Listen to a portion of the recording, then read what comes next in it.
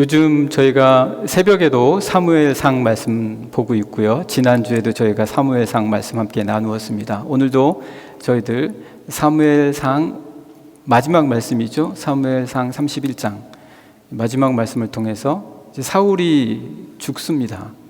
이 사울이 죽게 되는 이 모습을 통해서 우리가 배워야 될 부분들, 하나님께서 우리에게 주시는 부분들은 무엇인가? 특별히 질서와 조화의 측면에서 함께 보고자 합니다. 여러분, 사울은 몸도 건장하고 외적으로는 하나도 빠질 게 없는 자였습니다. 가문도 좋았습니다. 유력한 집안이었어요. 그런데 결정적인 문제는 그의 삶에 질서와 조화가 없었습니다. 그의 삶의 질서가 조화가 없어서 결국은 그 죽음의 순간, 오늘 여러분들 저하고 같이 나눠 보실 텐데 참 안타깝습니다. 그래서 우리가 어떻게 우리 삶의 질서와 조화를 잘 잡아갈 것인가, 우리가 꼭 이 말씀을 통해서 배웠으면 합니다. 먼저 주보를 여러분 보시면은요, 주보 안쪽에 오늘의 말씀란을 잠깐 한번 보시겠습니까? 주보 안쪽에 보시면 1번, 사울과 그의 아들들은 무엇을 위해 싸우고 있는가? 이 질문입니다. 사울과 그의 아들들은 무엇을 위해 싸우고 있는가? 여러분, 우리도 손과 무기로 싸우지는 않지만 우리의 삶도 하나의 싸움이라고 볼 수 있습니다. 무엇을 위해서 싸우냐는 거예요. 사울과 그의 아들들도 지금 싸우고 있는데 그의 마지막 싸움이 될지 몰랐겠죠. 사실은 알았습니다. 사실은 알았죠. 근데 설마 했겠죠. 설마. 그러면서 그와 그의 아들들이 싸우고 있는데 이 마지막 싸움은 블레셋과의 싸움입니다. 블레셋과의 싸움인데 그 전까지는 블레셋하고 싸울 때마다 이겼어요. 늘 이겼는데 이번에는 집니다. 그래서 마지막 싸움이 됩니다. 도대체 그들은 무엇을 위해서 싸우고 있는가? 오늘 본문의 말씀 1절과 2절 말씀 한번 같이 보실까요? 1절과 2절의 말씀입니다. 여러분과 제가 같이 읽겠습니다. 시작. 블레셋 사람들이 이스라엘을 침해, 이스라엘 사람들이 블레셋 사람들 앞에서 도망하여 길보아 산에서 엎드러져 죽으니라. 블레셋 사람들이 사울과 그의 아들들을 추격하여 사울의 아들 요나단과 아비나답과 말기수아를 죽이니라. 여러분, 지금 싸움이 한창 최고조로 가는 것 같습니다. 한창 최고조로 가면서 블레셋 사람들한테 패전하기 시작해요. 그래서 이스라엘 사람들이 도망한다고 하지요. 도망을 갑니다. 그런데 참 묘하게 이 블레셋 사람들이 사울과 그의 아들들을 추격하는 거예요. 외적으로 표시가 났을 수도 있겠죠. 아니면은 누군가가 그를 추격하라라고 지휘관의 명령이 있었을 수도 있습니다. 그러나 그들이 추격하다가 지치면은 그만둘 수도 있고, 아니면은 이 세 아들들과 사울이 뿔뿔이 흩어지면 추격하는 사람들조차도 나뉘어져서 쫓아야 되기 때문에 누군가는 살 수 있지도 않았겠습니까? 그런데 이 말씀 1절과 2절의 말씀을 보면 정말 집요하게 싸우는 것 같아요. 그리고 집요하게 추적하는 것 같습니다. 아주 목표를 정해놓은 것 같아요. 사울 그리고 그 아들들만 잡아라, 그런 것 같아요. 마치 그런 것처럼 집요하게 추격을 하다가 결국에는 그의 세 아들이 죽습니다. 요나단, 아비나답, 말기수아. 어떻게 이렇게 정말 집요하게 싸우는가? 그리고 오늘 사무엘상의 말씀이 이 1절과 2절을 통해서 우리에게 주는 뜻은 무엇인가? 지금 사울과 그의 아들들이 무엇을 위해서 싸우냐는 거예요. 블레셋은 타겟을 정해 놓았습니다. 그래 놓고 그들만 잡아라. 다른 애들은 볼 것도 없고 도망하면 내비두고 사울과 그의 세 아들만 잡아라. 지금 싸움이 사울의 싸움이 된 거예요. 사울이 지금 싸우고 있는 겁니다. 뭐 이상할 건 없겠죠. 사울의 싸움이죠. 그런데 이 사울의 싸움에서 우리가 눈여겨봐야 될 것은 사울의 싸움이라는 말은 결국 사울이 자기의 왕위를 위한 싸움이다라는 거예요. 자기의 자리 때문에 싸우는 거예요. 그 왕위를 지키기 위해서 싸우는 거죠. 그러나 여러분, 다윗은 그렇지 않았습니다. 다윗은 심지어 골리앗과 싸움을 싸우러 나갈 때에도 자기의 싸움이라고 생각하지 않았어요.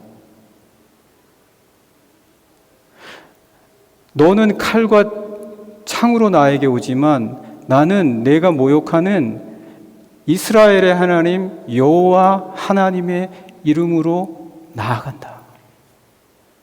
지금 이 사울이 싸우는 모습, 1절과 2절에 기록된 말씀은 철저하게 지금 이 싸움이 사울의 싸움이구나. 이게 하나님의 말씀이나 하나님의 임재나 하나님이 함께 하시겠다거나 하나님이 어찌하셨다는 것이 나오지를 않아요. 철저하게 자기만의 싸움이 돼버린 거예요. 그러나 다윗은 심지어 골리앗과 싸우러 나갈 때에도 하나님의 이름으로 나아가겠다라고 하는 거죠. 우리 삶에서 중요한 게 뭐냐? 나만의 싸움을 싸우고 있는 거냐, 지금? 지금 이게 내 싸움이냐? 나의 싸움이냐? 아니면 하나님의 싸움이냐? 내가 지금 이거 하나님을 위해서 하는 것이냐? 내 싸움에 하나님께서 함께 하시냐? 하나님이 함께 하실 만한 이유가 있나? 나의 이 싸움에? 하나님이 나를 도와주실 이유가 있는가? 분명히 하나님이 나에게 함께 하시겠다라고 하실 만큼의 그런 분명한 근거가 있는 건가?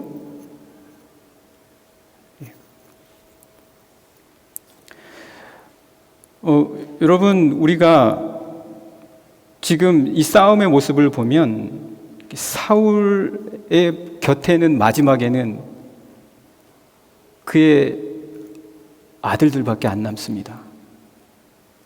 나머지는 다 흩어져서 도망가 버린 거예요. 여러분, 우리 주변에 가장 가까이에서 도와줄 수 있는 사람이 누구겠습니까? 나중에 우리가 늙고 병들면 우리 곁에서 함께 계속 있어줄 사람이 누구겠습니까? 가족밖에 없어요. 가족 이외에는 없습니다. 가족이 우리가 늙어서 병들 때 지켜줄 이유가 있습니까? 가족이 의무가 있어요? 그렇게 해야 될 만은 없습니다. 왜 가족이 꼭 그렇게 해야 됩니까? 이유가 없어요. 이유가 없는데 하는 것이 진짜 힘입니다. 아무 이유가 없어져도 같이 있어줄 수 있는 사람들이에요. 이유가 있어야지만 곁에 있을 때 있는 사람들은 도움이 안 됩니다. 아무런 이유가 없어요. 아무런 유익도 없어요. 오히려 힘들어요. 지쳐요. 피곤해요. 근데도 같이 있어줄 수 있는 사람들은 가족밖에 없어요. 지금 사울의 주변에 왜 있겠습니까? 다 지금 도망갔는데 사울 곁에 있으면 죽는 거예요. 이제는 전세가 보니까 죽는 거다. 그럼 있을 필요가 없어요. 그런데 왜 있겠습니까? 가족이니까요. 그럼 가족이 다 죽으면, 가족이 없으면 어떡합니까? 더 근원적인 것밖에는 없어요. 우리를 도와주고 우리와 함께 해줄 것은. 가족은 아무 이유가 없잖아요. 가족보다도 더 근원적인 거 뭡니까? 내가 태어나기 전부터 나를 아시고 내가 이 세상에 태어나서 어떤 길을 걸어갈지 아시는 분, 가족보다도 나와 더 근원 속에서 연결되어 있으신 분, 그분 이외에는 나와 함께 하실 수 있는 분이 없다는 겁니다. 그분의 싸움이 되어야 해요. 내가 살아가는 이 세상의 이 삶의 이 모든 싸움이 내 싸움으로만 머물지 않게 해야 합니다. 사울이 지금 왕의 자리가 문제입니까? 뭐 그 왕의 자리 때문에 싸웁니까? 한 분 왕을 위해서 싸워야 돼요. 하나님 한 분을 위해서 싸울 수 있어야 한다면, 그러면 내 삶에서 가장 근원적인 인도하심과 이끄심이 나에게 끊임없는 힘을 부어주시는 겁니다. 그럴 만한 이유가 있냐는 거예요. 내 삶에서, 내 인생에서. 그러려면 내가 과연 살아가는 이 삶이 하나님을 위한 삶인가를 질문해 볼 수 있어야 된다는 것입니다. 사랑하는 영락의 성도 여러분, 여러분이 학업을 할 때 내가 하나님께서 주신 이 마음으로 하겠다라고 생각을 해야 된다는 거죠. 내가 일터에서 일을 할 때 맞습니다. 내가 가족도 돌보고 나도 편안한 삶 살고, 그렇지만 내가 일하는 것을 통해서 하나님께서 뭘 원하시냐, 이보다 깊은 근원적인 관계가 없으면요, 여러분 끝까지 못 가요. 쫓기는 거예요. 사울처럼 쫓기듯이 일해요. 쫓기듯이. 그리고 사울처럼 그 아들들 데리고 다니면서 고생시키는 거예요. 우리가 근원적인 힘이 있을 때에는 그 힘이 내 안에서 샘솟듯이 솟아나와서 그 힘으로 싸워갈 수 있는데,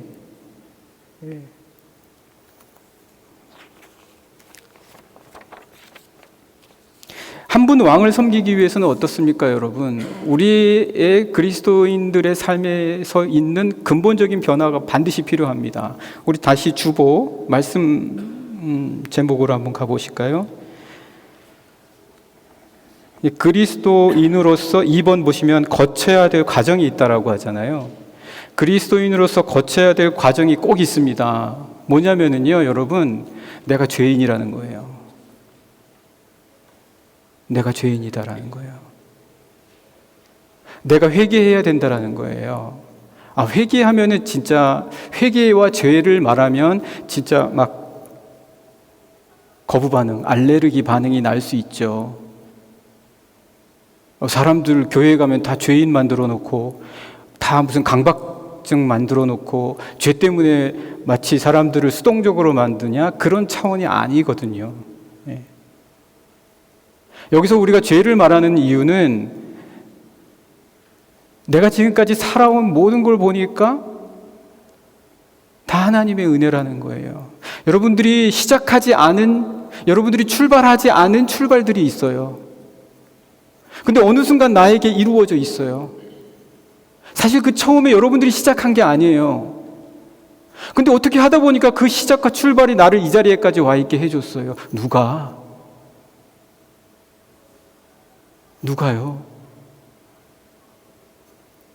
내가 그 목표를 향해서 가지도 않았는데 어느 순간 그 목표가 나에게 와 있어요. 물론 내가 어느 정도의 노력은 했겠죠. 근데 그 순전히 노력 때문에 이렇게 됐냐? 누가 그렇게 말할 수 있습니까? 여기서 우리가 죄와 회개를 말하자고 하는 거는 이게 너무나 큰 하나님의 은혜인데 내가 너무 그거를 생각을 안 한다는 거예요. 그러면서 어떤 변화가 우리에게 일어나냐? 그리스도인들에게는 하나님의 은혜입니다. 하나님을 위해서 정말 하나님의 뜻대로, 하나님이 원하시는 대로 이런 놀라운 변화가 그리스도인들에게는 있다는 거예요. 그래서 그리스도인들이 그렇게 사는 거예요. 주님, 이게 저는 부족한데도, 사실 여러분 우리 가운데도 뛰어난 사람이 얼마나 많고 재주가 좋은 사람이 얼마나 많고 또 열심히 노력하는 사람들이 얼마나 많습니까? 제가 우리 청년들도 보면은 열심히 해요. 그런 거 다 부정하는 겁니까, 우리가 지금? 그게 아니잖아요. 그래서 우리가 그런 마음을 가져야지만 하나님 한 분을 위한 싸움을 싸울 수 있는 자가 된다라는 거예요. 그래야 내가 살아가는 이 싸움에 하나님이 역사하시는 거예요. 내 싸움에 하나님이 오실 이유가 생기는 거예요. 하나님이 들어오실 마땅한 공간이 생겨나는 겁니다. 이제 사울에게는 그게 없어요. 그냥 혼자 싸우다가, 자기만의 싸움 싸우다가, 자기 자리 지키기 위해서 싸우다가, 마지막에 지켜줄 사람이 누굽니까? 가족들밖에 없지요. 그러다가 다 같이 죽는 거예요. 사실 여러분, 그 3번을 보십시오. 3번 보시면 나귀를 찾다가 왕이 된 사울. 지난 시간에 우리 봤죠? 사울이 처음에 자기가 왕이 되고자 했습니까? 아니에요. 근데 왕이 돼버렸어요. 여러분, 지금 하고 있는 일들 다 보세요. 여러분이 처음부터 그거 계획했습니까? 여러분이 가진 능력만으로 다 될 수 있었습니까? 그러면 사울이 누구를 위해서 싸워야 되냐는 거예요. 이게 왜 중요하냐? 우리 삶의 질서와 조화를 가져주기 때문입니다. 그렇지 않으면은 우리 삶의 기준이 내 자신이 돼버려요. 여러분, 꼭 기억하셔서 하나님을 위해서 싸우시는 그 의미가 뭔지 다 아시잖아요. 그죠? 예. 하나님을 위해서 싸우시는, 그 싸움을 싸우시는, 그래서 하나님이 여러분들 삶에서 역사하실 수 있게 그렇게 살아가시는 분들 되시기를 간절히 축복합니다. 여러분, 그 4번을 보시면은요, 4번. 이삭이 에서에게 별미를 만들어 오라는 것은 무슨 의미인가? 이삭이 그 에서에게 별미 만들어 가져오라잖아요. 저도 가끔 때로는 애들한테 야, 뭐 들어올 때 뭐 좀 사와? 뭐 이렇게 얘기하거든요. 그러면 이제 사오면은 기분이 좋더라고요. 이렇게. 그래서. 근데 여러분, 이삭이 별미 죽기 전에 맛보고 싶어서 그랬겠습니까? 그거 안 가져오면 섭섭했겠습니까, 이삭이? 진짜 별미가 뭡니까? 그 창세기 27장 4절 말씀 보면 어떻게 나와 있냐면 별미를 만들어서 가져오라 그래요. 별미를 만들어서 가져오라. 그러려면 사냥을 하고 그 재료를 맛있는 별미로 바꿀 수 있어야 돼요. 바꿔야 된다고요. 이삭에게 가장 좋은 별미가 뭐였겠습니까? 에서야, 너가 나의 별미가 되라. 너가 나를 기쁨을 주는 자가 되라. 너의 인생이 비록 경쟁이 치열하고, 그리고 정말 이 세상이 편치 않지만 그의 인생, 너의 인생으로 나의 별미가 되게 해주렴. 에서가 별미가 되기를 바랬던 거예요. 바꾸는 능력, 바꿀 수 있는 능력. 저는 진짜 저 집에서 요리하면 하지 말라 그래요, 가족들이요. 해줄 테니까 하지 마라 그래요. 바꿀 수 있는 능력이 없는 거예요. 바꿀 수 있어야죠. 여러분, 오늘 3절, 4절 보면서 야곱의 죽음과 바울의 죽음과 사울의 죽음의 차이를 한번 보시죠. 3절, 4절 말씀 한번 보시겠습니다. 오늘 본문 3절, 4절 같이 읽겠습니다. 시작. 사울이 패전함에 활 쏘는 자가 따라잡으니 사울이 그 활 쏘는 자에게 중상을 입은지라. 그가 무기를 단 자에게 이르되 내 칼을 빼어 그것으로 나를 찌르라. 할례 받지 않은 자들이 와서 나를 찌르고 모욕할까 두려워하노라 하나 무기를 든 자가 심히 두려워하여 감히 행하지 아니하는지라. 이에 사울이 자기의 칼을 뽑아서 그 위에 엎드러졌다. 여러분, 사람은 누구나 죽죠. 사울도 전장에서 죽으니까 어떻게 보면 영광스러운 죽을 수도 있었습니다. 그러나 사울의 죽음에는 비극적인 것밖에 없어요. 똑같은 죽음을 죽어도 그 죽음을 바꿔놓는 사람이 있어요. 여러분, 야곱도요, 자기의 평생이 나그네의 삶으로서 너무 고달팠다고 바로에게 가서 이야기합니다. 그런데 그 야곱의 죽음의 끝에는 무엇이 있습니까? 야곱이 죽을 때 무엇이 있었습니까? 무엇을 남겼습니까? 축복이 있어요. 자녀들에게 축복하는 거예요. 똑같이 죽어요. 똑같이 죽는데 그 죽음의 마지막에 그 죽음의 슬픔을 바꿔버리는 거예요. 죽음의 슬픔을 바꿔버려요.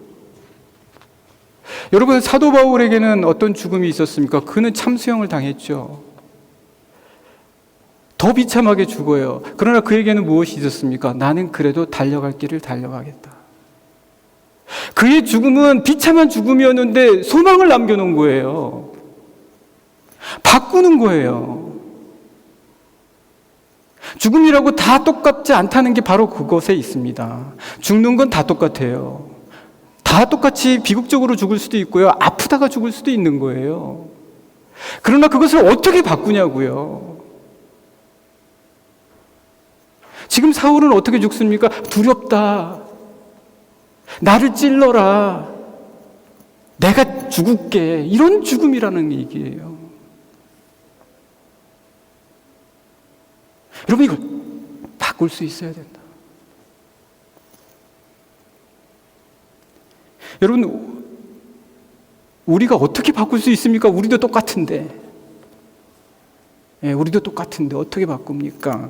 로마서 7장 24절, 25절 말씀 앞에 주보 앞쪽에 참고 말씀 한번 보시죠. 바울의 이야기입니다. 바울의 이야기 7장 24절, 25절 말씀 여러분 제가 같이 함께 읽겠습니다. 시작. 오호라 나는 곤고한 사람이로다. 이 사망의 몸에서 누가 나를 건져내랴. 자기 자신을 볼 때 정말 똑같이 죽을 수밖에 없는 그 죽음의 두려움에서 헤어나올 수 없는, 바꿀 수 있는 힘이 없는 거예요, 바울도. 그런데 25절에 어떻게 이야기합니까? 시작. 우리 주 예수 그리스도로 말미암아. 예수 그리스도가 죽으셨어요. 그리고 죽음이 무엇으로 바뀔 수 있는지를 보여주신 거예요. 이걸 우리에게 확실하게 보여주신 분이 아무도 없어요. 오직 그리스도 예수 이외에는. 그래서 우리는 그리스도 예수를 따라서 우리의 삶의 죽음까지도 바꿀 수 있는 많은 우리 앞에 믿음의 선진들과 증인들을 만날 수 있는 거예요.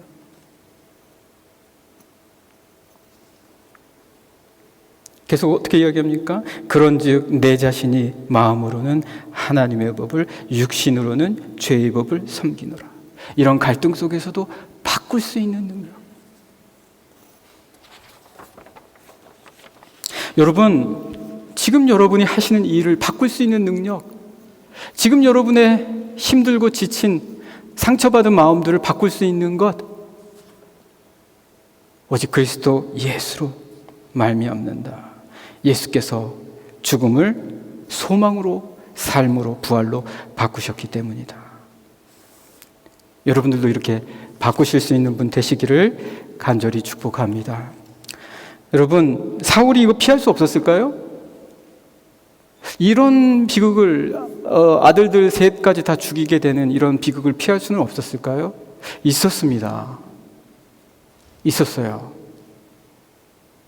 그러니까 우리도 보면은 늘 기회가 있는데 그렇게 만들어요. 몇 차례 사울에게 경고가 주어졌어요. 사무엘이 2번이나 얘기했어요. 너 그러면 안 된다. 너의 나라 떼에서 다른 사람에게 줄 거다. 하나님이 그렇게 하실 거다. 2번이나 경고했어요. 그리고 이 블레셋 싸움 나아가기 전에 하나님이 아무 대답 안 하시니까 엔돌의 신접한 여인에게 가서 사무엘을 불러내라, 사무엘을 불러내라. 그래서 사무엘이 떡하니 나오는데 하는 말이 너 내일 길보아 전투에서 죽을 거다. 근데도 싸우러 갔어요.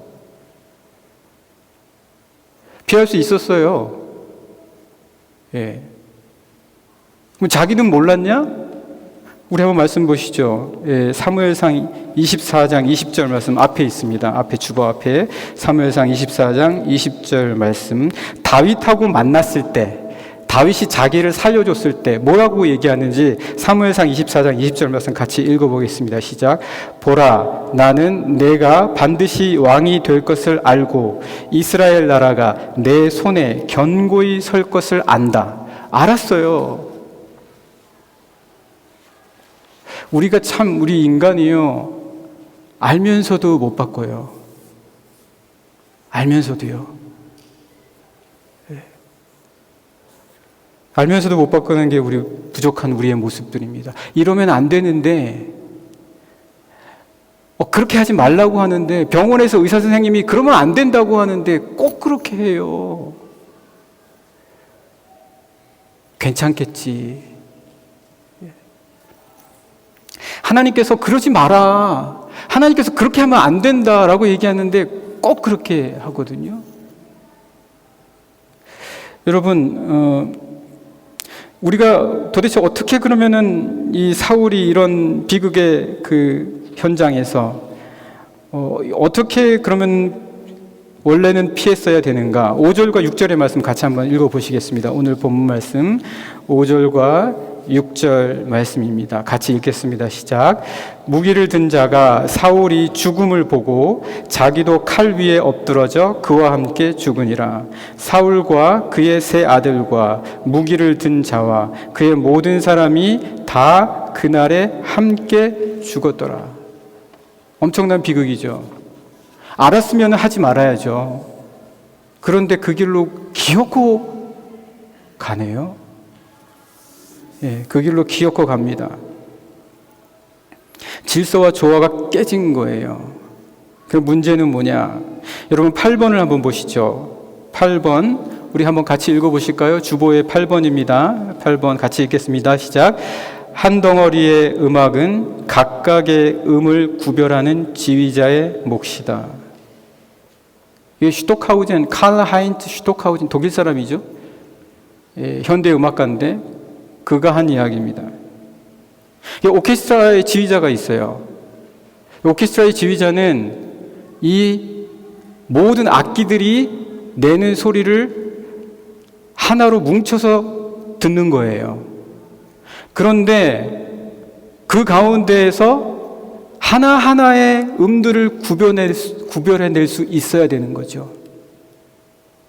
어떤 악기가 빨리 들어오고 또 어떤 악기가 늦게 들어와야 되는데 제대로 소리를 내지 않는다. 이거를 지휘자는 각각의 것으로 알아내야 한다. 이 말을 하는 게 슈토카우젠입니다. 그러려면 어떻게 해야 됩니까? 한 가지밖에 없어요. 각각의 음악을 연주하는 사람들이 누구를 바라봐야 됩니까? 지휘자를 바라봐야 되는 거예요. 여러분, 우리에게 지휘자가 누굽니까? 우리에게 지휘자는 한 분밖에 없어요. 하나님이신 거예요. 하나님을 바라봐야 내 삶에서 지금 일어나는 음과 색깔들 언제 들어가고 언제 나와야 될지, 여러분 어떨 때는 내가 뭘 해야 될지, 이 길이 가야 될지 저 길로 가야 될지 모를 때가 있어요. 아브라함처럼. 그래서 먼저 롯에게 너부터 해라 그렇게 얘기하죠. 그럴 때는 대부분 여러분 이 길이냐 상관없을 때예요. 뭘 그걸 가지고 고민해요. 이 학교를 가야 됩니까? 저 학교를 가야 됩니까? 왜 고민합니까? 그럴 때는 우리 마음의 태도가 문제인 거예요. 이걸 선택하냐 저걸 선택하냐의 차원의 문제가 아니라는 거예요. 아브라함에게는 동서남북 다 봐라. 왜 쓸데없이 이거냐 저거냐로 하나님의 뜻을 갖고 생각하다가 이 길로 못 가가지고 내가 이렇게 됐다라는 엉뚱한 생각을 합니까? 하나님은 너 마음의 자세를 보기를 원한다. 그렇게 말씀하시는데요. 그러니까 여러분, 지금 사울이 자기의 삶의 질서와 조화를 지키지 못한 것은 지휘자를 안 본 거예요. 하나님을 안 본 거예요. 우리의 삶의 질서의 모든 것을, 각각의 색깔들을 언제 길고 짧게 이끄시고 인도하시는 그 하나님을 보지 않았기 때문이다. 사랑하는 영락의 성도 여러분, 가장 여러분들의 삶에 아름다울 때가 언제인지 아십니까? 하나님의 지위에 맞춰서 가실 때 가장 아름답습니다. 믿으십니까? 네. 남편과 아내도 마찬가지잖아요. 남편과 아내가 서로 딴 데 바라보면서 마음을 안 맞추면은 같이 바라보면서 맞춰가는 거예요. 네.